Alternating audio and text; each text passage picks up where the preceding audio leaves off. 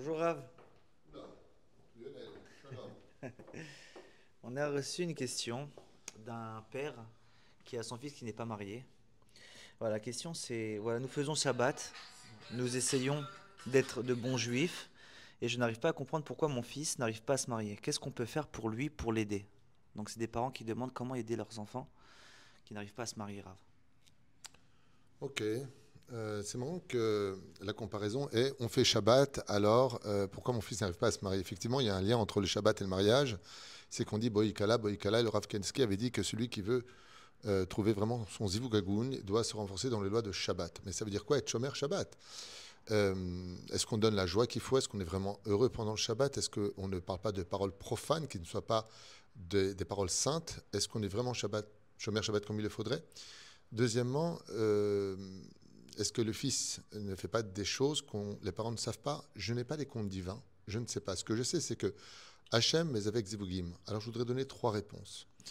La première, est-ce que l'enfant, donc en l'occurrence, sait ce qu'il veut et sait ce qu'il ne veut pas? Veut-il vraiment se marier? Ne prenez pas cette question à la légère. Parce que très souvent, on vient dans l'idéologie de se marier, mais dans l'absolu, on ne sait pas exactement qui on veut épouser. Alors on va plus être concentré sur ce qui manque, sur ce qui ne va pas, que sur les qualités de la personne. Et avec un peu de fainéantise, on refuse à la limite de compléter, car personne n'est parfait. En tout cas, dans cette génération où tout le modernisme nous apprend à être de plus en plus fainéant, on le devient aussi au niveau de nos choix.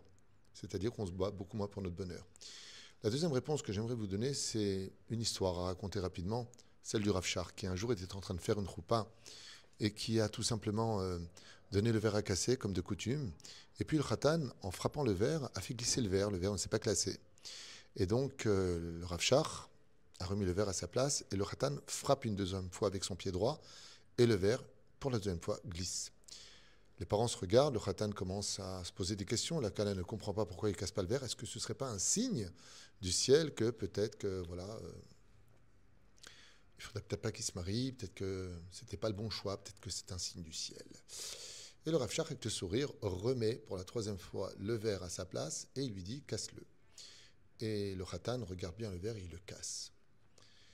Alors tout le monde dit Mazel Tov et ainsi de suite. Après les photos, eh bien, les parents du Khatan et de la Kala vont voir le Rav Shach leur demandant qu'est-ce que Dieu voulait dire ou faire comprendre par le fait que ce verre ne s'est pas cassé.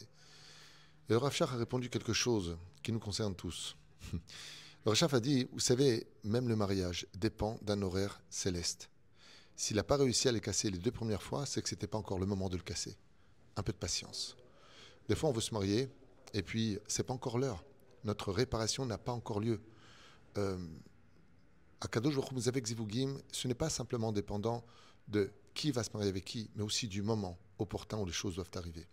Et puis la troisième chose, la Gemara nous le reprend quand quelque chose ne vient pas y compris, c'est parce que Dieu aime les prières et que des fois on ne prie pas assez comme il le faudrait, comme Hana qui a prié 19 ans pour avoir un enfant, 19 ans d'attente, jusqu'au moment où Pnina, la concubine, lui a brisé le cœur et qu'elle est partie prier, vraiment avec un cœur blessé. Et si vraiment on prie de tout notre cœur, comme le dit le 145e Télim, Karov Adonai lechol kureav lechol sharikra hu be'emet. Si vraiment tu m'appelles avec sincérité, eh bien, Be'ezrat Hashem, Akadosh Baruch Hu fera en sorte d'accéder à notre demande. Mais n'oublions pas un détail, Lionel. Le but, c'est pas de se marier, c'est de le rester. Et une fois que tu l'es resté, c'est de s'épanouir et de s'aimer. Je viens de recevoir, alors que je sortais à côté, voilà, ma femme veut divorcer, je suis pas heureux dans ma vie de couple, je suis tombé amoureux d'une autre personne. J'ai toute la journée des messages de gens qui sont mariés et qui sont loin de s'épanouir. Alors, des fois, mieux vaut un petit peu attendre, mieux prier, ramasser le plus de mitzvot possible, faire le plus de bien autour de nous pour trouver vraiment la personne avec qui on partagera du bonheur. Parce que se marier veut dire à l'autre, c'est avec toi que je veux vivre mon bonheur.